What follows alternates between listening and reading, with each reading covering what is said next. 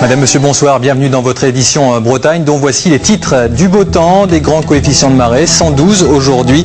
Toutes les conditions étaient réunies pour les pêcheurs à pied qui n'hésitent pas à braver les avis de prudence de la DAS qui déconseille sur certaines zones de consommer les conquillages.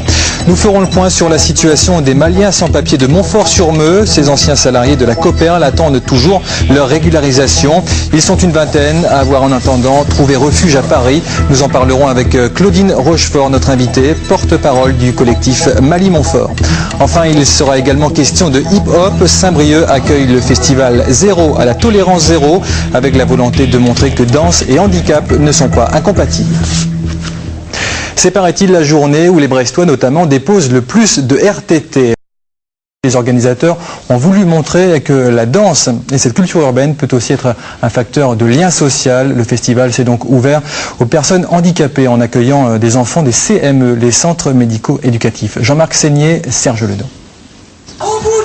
Promouvoir le hip-hop, c'est bien, s'en servir pour faire tomber les différences, c'est mieux. Les organisateurs du festival Zéro à la tolérance zéro l'ont bien compris et ont choisi de placer le handicap au centre de cette 3e édition, sollicitant même les jeunes des IME à devenir des acteurs à part entière de ce festival.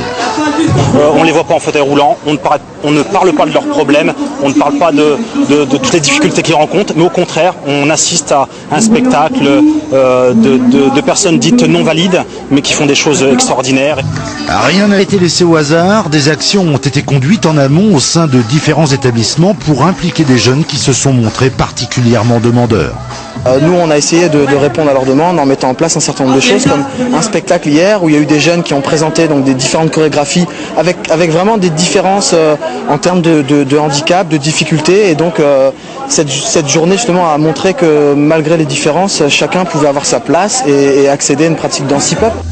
Et pour changer les regards sur le handicap, 2 danseurs de renommée internationale ont même fait le déplacement du Chili et du Canada, histoire de bousculer un peu les a priori. Le hip-hop, c'est une chose qui est ouverte à tout le monde.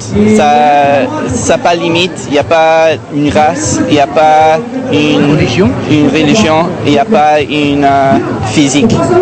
Tout le monde peut aimer le hip-hop. Le festival tentera même d'imposer les codes de cette culture aux plus âgés dès l'an prochain, avec une nouvelle édition dédiée à l'intergénération. Et le festival se poursuit jusqu'à samedi à Saint-Brieuc. C'est la fin de cette édition et on se quitte en images avec